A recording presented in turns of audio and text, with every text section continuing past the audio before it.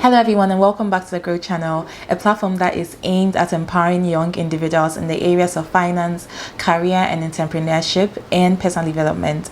My name is Mary, and in today's video I'm going to be sharing with you guys my 5 financial rules that I live by. I hope you guys enjoyed this video. Don't forget to like, to comment, to subscribe and to share this video as well, and do hit the notification bell down below so that you're notified every time we upload a new video. So my first and most important rule is to live within your means. Now, I know I've talked about this a couple of times in my previous videos, but I think it's very important to highlight this point over and over again. We are all different people. Not all our 5 fingers are equal, and everybody has very different revenue streams and very different salary levels as well. If you're going to live by the standards of others, whether it's on social media or by your friends, you're going to find yourself struggling all the time in terms of savings and being able to do things that you actually really want to do.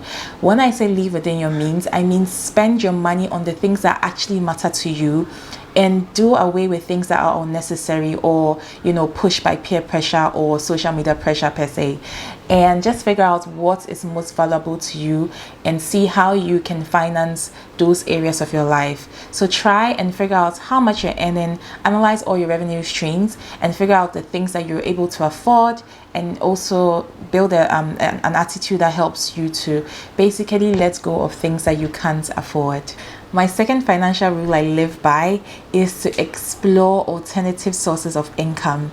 Now, in line with my first rule, if you're trying to live within your means and you're somebody that actually likes to live a much large or extravagant lifestyle, it's important for you to see how you can explore other sources of income and increase your overall revenue streams. Now, I know that a lot of people like to look at the cost cutting side of things when it comes to living a more frugal lifestyle or living within your means, but it's important that you analyze the things that you actually want to do and see how you can increase your revenue so you're not stuck in this unfulfilled lifestyle where you're only doing the bare minimum to survive.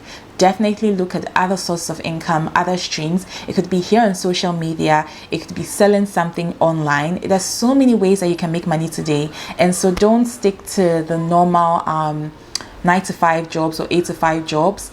Explore other entrepreneurship opportunities that you can do on the side to make extra sources of income that will not necessarily affect your performance at work.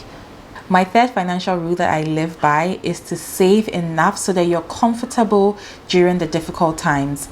Now, a lot of us definitely forget about savings. I know investments are great, but sometimes your investments are stuck in a place where you can't necessarily withdraw, or you incur charges when you decide to take it out. Savings, on the other hand, comes in during the difficult times. People say save salary for about 6 months so that when you're out of a job you have money for about 6 months. You can go as much as 1 year and 2 years, because also in this current situation, I know a lot of us have lost our jobs and a lot of us are struggling to meet our ends meet. If we pick up a rule like this, it will be much easier for us to survive in difficult times compared to if we do not have any form of savings during these times. So yes, definitely try and save as much as you can so that you have enough money to live a comfortable life when times are hard. My next rule, which may sound a bit off, but I'm going to explain it, is that do not procrastinate when it comes to spending. Your money is going to be spent anyway. Now, there are a lot of things that a lot of us want to do. Sometimes it could be renovating your room or your space and giving it a facelift. But because we haven't necessarily asked for estimates from maybe a carpenter or an electrician or stuff like that, we don't really know how much those things cost. And those are things that we actually really want to do. So sometimes we push them on the back bench, and we end up spending our money anyway on different things that are sometimes really unnecessary. So for example, I really wanted to do a facelift of my room for a long time, but I realized that I kept on procrastinating it because I kept on thinking in my head that it was going to be expensive. So basically I would say, okay, I'll do it next month or I'll do it the following month, but the more I kept pushing it back and back, I noticed that I was spending my money on other things either way, and these things were not necessarily things that I needed or actually wanted to spend my money on. So I would say spend the money anyway on the things that you really want to do, because your money is going to be spent.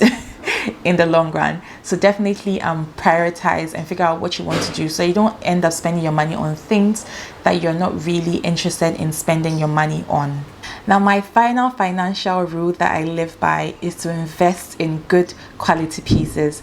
Now, I have mentioned this in a couple of videos prior, and I know that a couple of you also agree with me on this point.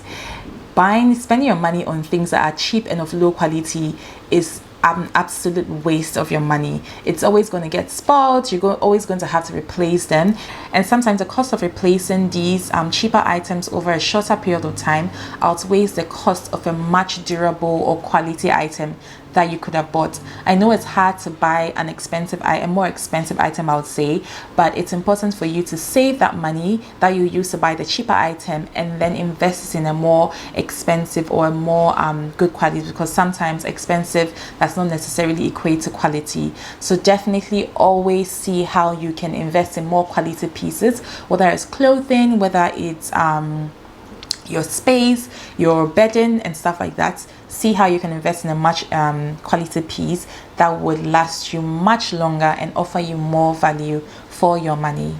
So I've come to the end of today's video. It was quite a short video. I hope you guys enjoyed this video. Don't forget to like, to comment, to subscribe, and to share this video as well, and leave down in the comment section what financial rules you live by, and yeah, let's just create a conversation around that. So I hope you guys have a blessed day, and I'll catch you guys in our next video. Bye guys.